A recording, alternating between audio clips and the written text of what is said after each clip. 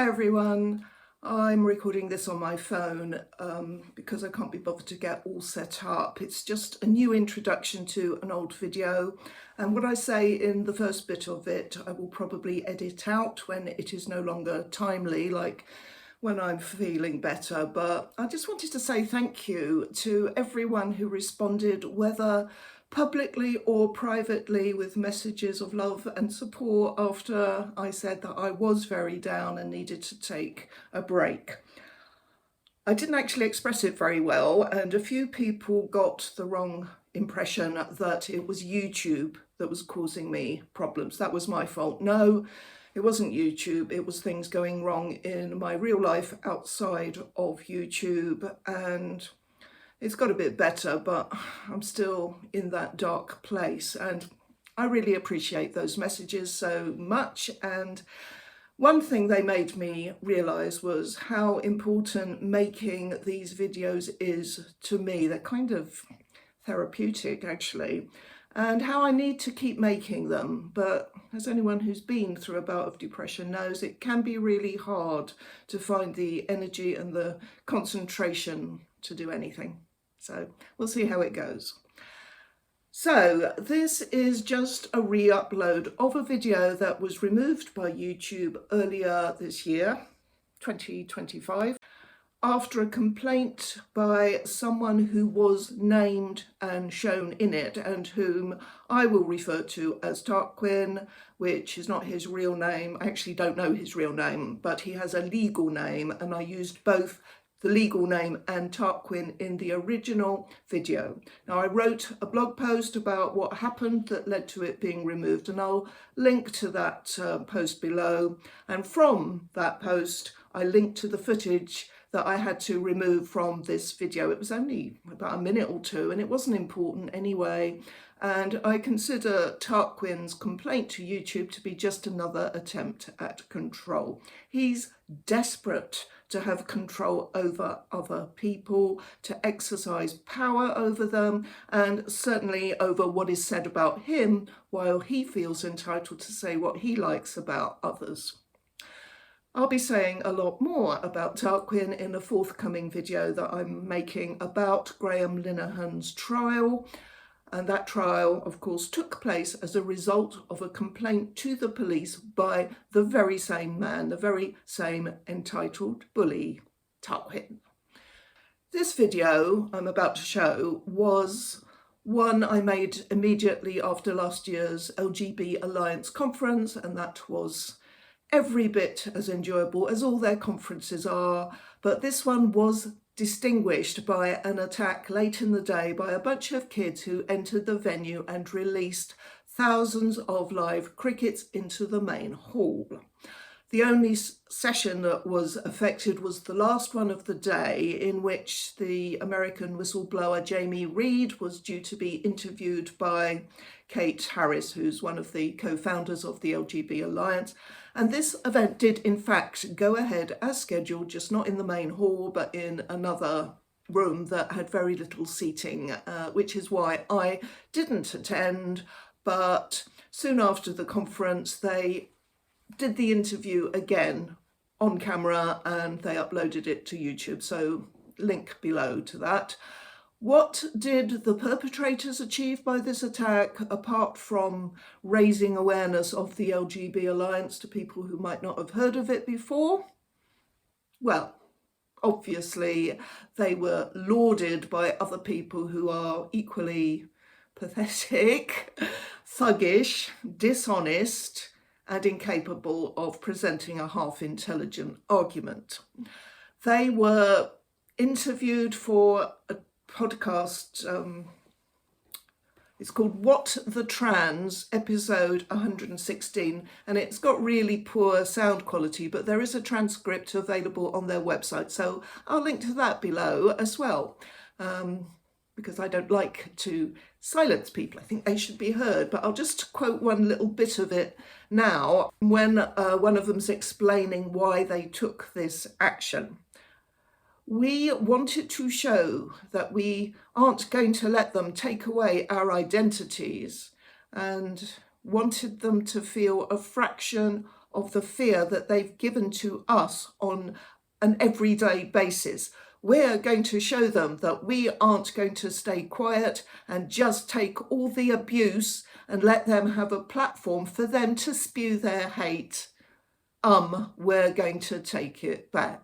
Now, obviously, there is no hate or abuse spewed by anyone at the LGB Alliance. Those kids are just saying what the hosts of the podcast want to hear. You could not get a more reasonable bunch of people than those who set up and run the Alliance. And those children wouldn't have been able to point to a single example of hate or abuse had they been asked for one, which of course they weren't. In contrast to what the co-founders and others involved in the LGB Alliance have endured in the years since they set up their organisation, with the express purpose of promoting respectful free speech, as well as LGB rights, in defiance of the trans cult pseudo-fascist loonies for which these kids are just flying monkeys. And that's me saying that, not the LGB Alliance. The two women who set up the Alliance and the others involved have been bullied and abused and challenged unsuccessfully in the courts and hounded to within an inch of their sanity, I should think. But in stark contrast to their enemies, they have shown remarkable resilience, and today the LGB Alliance is thriving and the gender loonies are in freefall. They sound more bonkers than ever. I think those cricket kids will grow up to be very ashamed of themselves. So that's it really. I hope to see some of you at the next LGB Alliance conference in London, which thankfully has been postponed to April next year because goodness knows October was busy enough, what with all the other conferences and all those court cases that are going on. But until then, I give you my re-uploaded video with the Tarquin section missing, but that is still available to view on my website. Cheers. I can't pull away from this fight. The more I hear of the atrocities carried out in the name of gender bollocks, the more determined I am to fight it. And I heard about many such atrocities yesterday. In spite of that, I had a wonderful time at the conference. They've had 4 annual conferences now, and I've been to all of them. If anyone is wondering why I, an unashamedly straight woman, loves them so much, it really boils down to basic humanity, basic human decency. Having myself grown up in a very homophobic era and been horrified by so much of what I saw and heard, and most importantly, having very close relatives who are gay, I go to learn and to show support. That is why I used to follow Pink News and why I applauded Stonewall and other gay projects. However, I have no say in what the LGB Alliance does. I'm not a trustee or anything like that. It is an LGB organisation, and the thought that kept occurring to me as I interacted with many other attendees throughout the day was, why do the detractors, the numbskulls who call this organisation a hate group, resort to the ridiculous nonsense that the LGB Alliance is mostly straight people? Like this one, for example. There were almost no gay people in that room. Oh, for crying out loud. Well, the answer to my question is, of course, that it hurts those in thrall to this deeply homophobic and misogynistic cult that some gay men and lesbians and bisexual people have the strength and the courage to stand up to them. Anyway, every conference session was fantastic, and they will all, in the fullness of time, be posted online. Will the numbskulls bother to watch any of them and try to understand? I doubt if many of them will, but I do urge those who support this channel to watch them and to give whatever support you can to the LGB Alliance. If you're not in the UK, check to see if it exists in your own country. The keynote speech delivered by James Dreyfus was just brilliant, and I couldn't begin to do it justice here. Can't wait to watch it again. One line that I posted on X from James's speech was that the trans rights activists, I mean, I'm not sure if he called them that or something else, but whatever he called them, he said they are the most homophobic group that he has known since the early 1980s. I see some people are saying J.K. Rowling has no right to comment on the homophobia of trans activists because she's straight, but you really can't get any gayer than James Dreyfus.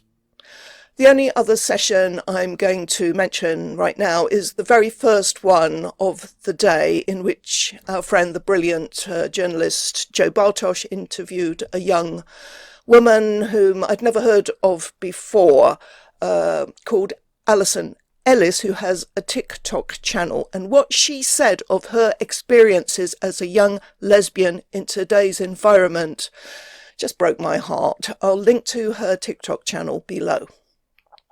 Now, on to the reason why this conference has made newspaper headlines. Here's some of my footage.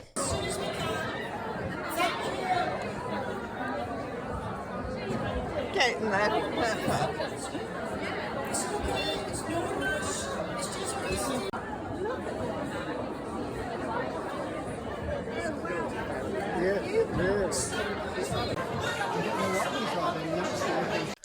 So, as you can see, these crickets were released en masse into the main hall. It happened as we were waiting for a session late in the day to begin. They were smuggled in white sacks and then dumped at the ends of some of the rows of seating. One of the dumps was very close to me, in the row in front of where I was sitting. One of the newspaper reports I read said something about screams from the audience and people climbing onto chairs and running out of the hall. I didn't hear or see any of that. Of course, there was a lot of excitement, a lot of confusion as people were thinking, what the hell just happened? Then the realization that this could only be the work of gender cultists, and what wonderful ammunition they had given us. People were asking how they'd done it. Well, there is very good security at the centre, the Elizabeth II Centre in Westminster, where it was held. Nobody gets in without a ticket. Every bag goes through like an airport-style security system. Once you go in, you pick up a lanyard with your ID attached, your name on it, and you have to use that lanyard to get into the main conference hall, which is staffed by stewards. However, if you then leave the building like you might do at any time, I chose to have my lunch elsewhere, for example. People go outside to smoke and whatever, and as long as you are wearing your lanyard with your ID, you are just waved back in. Bags are not put through security again, so that's a lapse. Now, 4 of the perpetrators were apprehended. The journalist Andy No got footage of them, and I will link below to his post on X where he shows it. You can see from it that they are very young girls, and some people online said things like, oh, but didn't they stick out like a sore thumb because of their age and their looks? Well, yes, I didn't see them or notice them at all. There were about 600 attendees, but some who did thought how nice it is to see more young lesbians like Alison Ellis become involved in fighting for LGB rights. Other people were a bit suspicious, including some of the stewards. One heroic young steward who had his eye on 2 of the girls saw them dump one of the sacks in the hall and tried to make a run for it. He caught them and apprehended them, but when security staff arrived, well, I don't know if it was one officer or more, but they said, quite wrongly, that they didn't have the power to detain them, so they let them go. The head of security, who knows fine well that they did indeed have that power, arrived too late to prevent that fiasco. How stupid do you have to be to think you can't detain someone in those circumstances? Imagine if they'd done something potentially dangerous to people. Oh, they just started a little fire, did they? Planted a wee explosive, did ya? Oh, well, we don't have the power to detain you, so off you trot. You wouldn't think that would need to be part of their training, but obviously it is. Huge mistake there. Now, I think we all noted, some of us with a bit of disappointment really, that not a single protester was outside the venue when we arrived. And it's the first time that's happened. 3 years ago, at the first conference, we enjoyed goading and laughing at quite a large group of posh brats.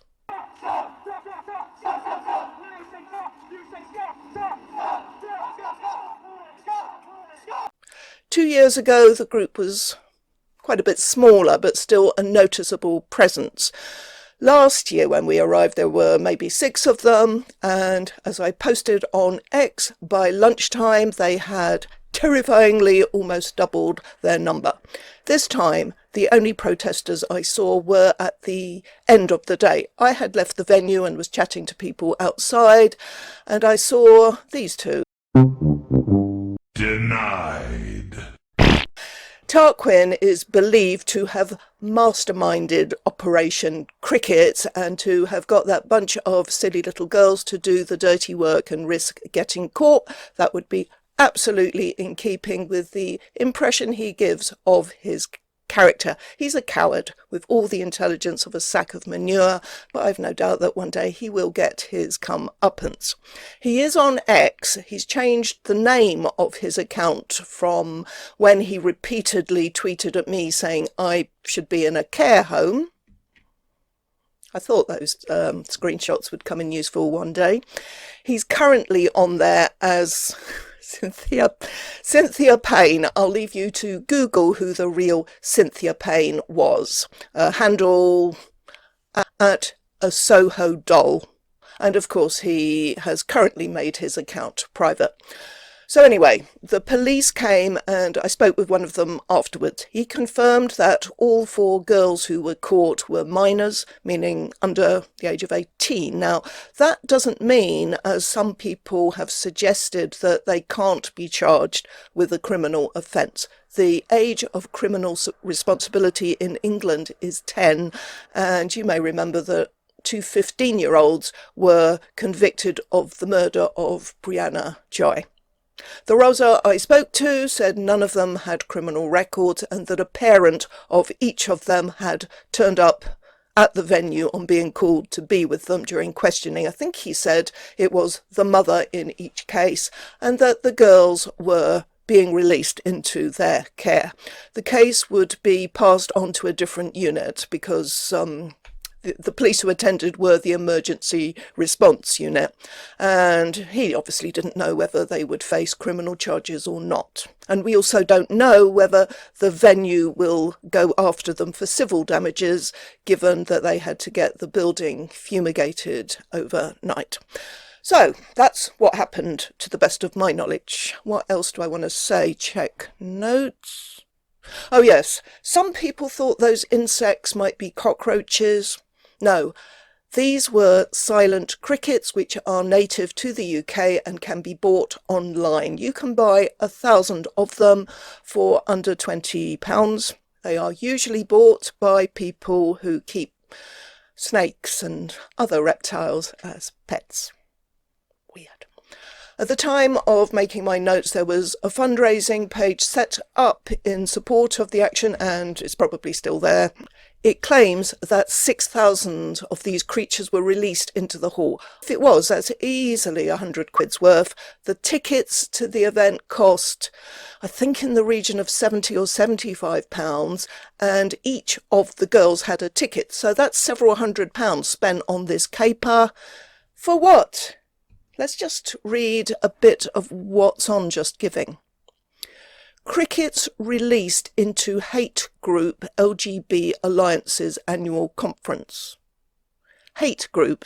I think it's pretty obvious who the hate group is, and it's not the LGB Alliance, who are doing such a sterling job in fighting back against your hate, and especially in giving young LGB people the support that your cult has deprived them of. I know about this because I go to the LGB Alliance conference and I listen to LGB speakers. I will, of course, link to their website where you can find out about the work they've been doing if you don't already know about it. Work that the real haters are trying to stop. The result of the conference, if it had gone ahead as planned, which it did, actually, did you not realise that? In terms of silencing speakers, your action had zero impact. The only major session affected was one involving an American whistleblower called Jamie Reed, which took place in the lobby rather than the main hall. From the programme. Jamie Reed made headlines when, appalled by the medical treatment of minors at a US gender clinic, she decided to blow the whistle on their unethical practices. Hear her in conversation with Kate Harris and find out how her intervention led to law changes that protect children in a number of states. Why would you want to prevent us from hearing what she had to say? Well, you didn't, and even though that session couldn't be filmed because of your revolutionary action, or however you'd like to think of it, they are going to rerun the conversation, film it and put it up anyway. She's not going to be silenced by posh, bratish bullies. What else? So the conference would have been an acceleration of transphobic hate and misinformation, which drives much of the attack on our healthcare and our dignity. You wish, no, come on, that's what you wish, because you think you could then claim the moral high ground, but that was never going to happen, and you know it. The Alliance is not responsible for hate and misinformation. You are. You have carried out an act of hate against an organisation of gay men, lesbians and bisexual people because they have the courage to stand up to you, hateful bullies. They have reason and evidence on their side. They can point to actual lived experience of the awful effects your disgusting, vicious cult is having. They are willing to engage in civil, grown-up discussions to sort out differences, but when we ask you to justify your hate, your misinformation, when we ask you for evidence of what you say, all you've got in return are crickets. That's all.